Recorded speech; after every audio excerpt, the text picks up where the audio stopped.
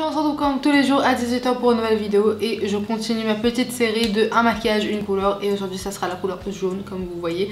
Donc oui, j'ai vraiment poussé le truc jusqu'au bout et j'ai réussi à trouver quand même un rouge à lèvres jaune dans ma collection. Donc je suis assez contente de moi. Si ça vous intéresse de voir en fait comment j'ai fait ce petit make-up, et bien continuez à regarder la vidéo. Je vais tout d'abord commencer avec l'huile essentielle de chez MAC. Pour l'instant je suis en train de la tester et je l'aime vraiment beaucoup malgré que j'ai une peau grasse, mais je trouve en fait que pas en dessous d'un fond de teint en fait ça rend le fond de teint beaucoup plus lumineux.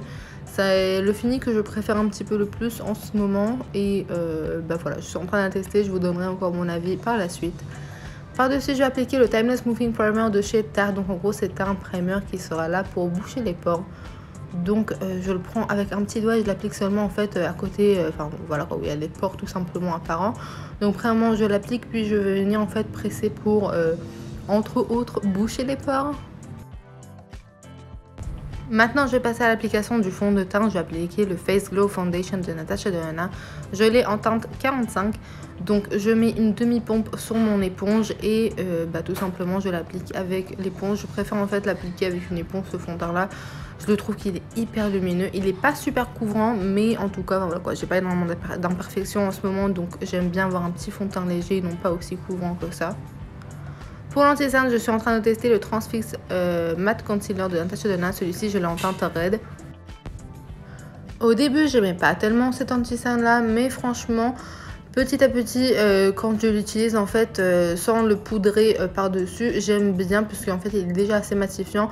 Mais j'aime bien seulement avec le combiner avec ce fond de teint là, comme ça ajoute une petite couche de luminosité et aussi avec l'huile essentielle que j'ai mis en dessous, comme ça l'adoucit un petit peu ses effets mat. Je vais passer directement au bronzer de chez Benefit, donc celui-ci c'est le Hoola, bah, bien sûr, donc du coup je l'applique et franchement je commence vraiment à bien aimer celui-ci. Je l'avais un petit peu délaissé dans ma petite collection make-up, mais du coup j'aime bien parce qu'il donne vraiment un effet assez bonne mine, bien bronzé, donc voilà, j'ai décidé de le ressortir aujourd'hui vu que aussi il a des tonalités un petit peu chaudes à l'intérieur, un petit peu jaunâtre, orangé, donc du coup je l'ai ressorti pour cette vidéo-là. Pour l'highlighter, j'ai appliqué le Sugar Glow Kit de Anastasia. Donc j'ai utilisé la teinte Marshmallow, qui est en gros tout simplement la teinte dorée un petit peu jaune qui se trouve. Alors j'ai pas humidifié mon pinceau cette fois-ci et franchement il fonctionne vraiment trop bien. Les highlighters de Anastasia sans même les humidifier. Donc voilà. Pour les sourcils, je vais utiliser un autre produit de Anastasia. Donc celui-ci c'est le Deep Brow Pomade. Donc je l'ai en teinte Soft Brown. Je vais tout simplement en fait combler les petits trous de mon sourcil juste pour donner un petit air rempli pour les sourcils, mais sans non plus trop les dessiner. On va passer aux yeux. Pour les yeux, tout d'abord j'ai appliqué la base, donc celle-ci c'est de la collection Basic et c'est la teinte Pastel Yellow de chez P. Louise. Alors quand je l'ai acheté je m'attendais à une teinte un petit peu jaune, enfin en tout cas pas très pastel que ça, et au final c'est très pastellique, donc bon c'est pas très grave. En tout cas ça reste quand même une base, mais c'était pas tellement à mes attentes, mais voilà, je suis un petit peu en train de la tester, donc j'ai commandé plein de teintes colorées que je vais vous montrer par la suite. Je vais appliquer un seul fard aujourd'hui et c'est le Yellow Chrome de MAC. Je ne sais pas pourquoi est-ce qu'ils l'ont appelé Chrome, parce que c'est pas du tout un fard qui est chrome, c'est tout simplement un jaune qui est mat. En fait je l'avais eu dans un back to MAC, enfin voilà quoi, j'avais rendu 6 récipients à MAC et j'avais le choix de choisir en fait un fard et je me suis dit que l'un des fards que j'aime le plus c'est un fard jaune et j'aime tout le temps en avoir avec moi parce que enfin voilà quoi, c'est vraiment un fard que j'adore, qui donne tellement du contraste et tellement popant, donc du coup j'en ai appliqué sur toute ma paupière un petit peu en forme étirée, mais du coup pour faire vraiment un gros halo jaune.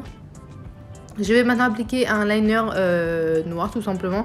Celui-ci c'est le Liquid Liner de chez Anastasia, donc je fais un liner assez dramatique pour aujourd'hui.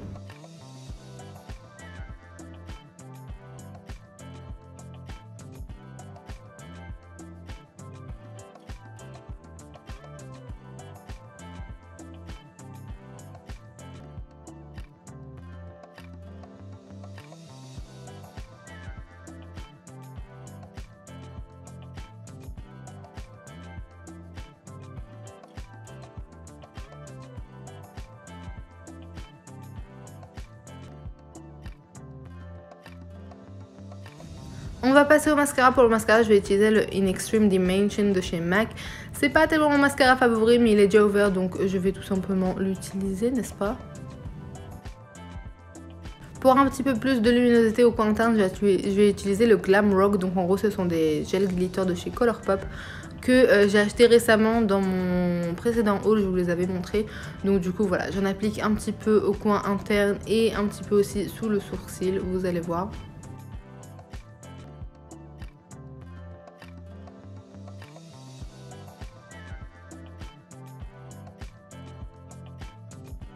Pour les lèvres, ça a été la catastrophe, mais j'avais pas le choix parce que, enfin voilà quoi, c'était vraiment le thème de cette vidéo là.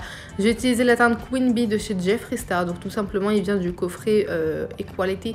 Ils sont vraiment vraiment nuls à chier ces rouges à lèvres là, genre un truc de fou.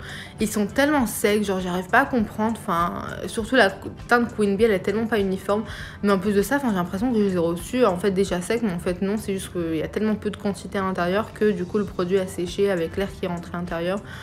Bon, j'ai appliqué aussi un petit gloss de cosmétique compulsif, obsessif, un truc comme ça.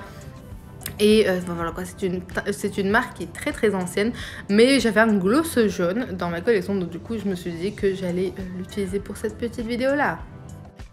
Voilà tout pour ce petit make-up, j'espère en tout cas qu'il vous a plu. En tout cas j'ai juste hâte de retirer ce petit rouge à lèvres là. Et voilà quoi, en attendant je vous dis à demain pour une nouvelle couleur, n'est-ce pas? À toutes!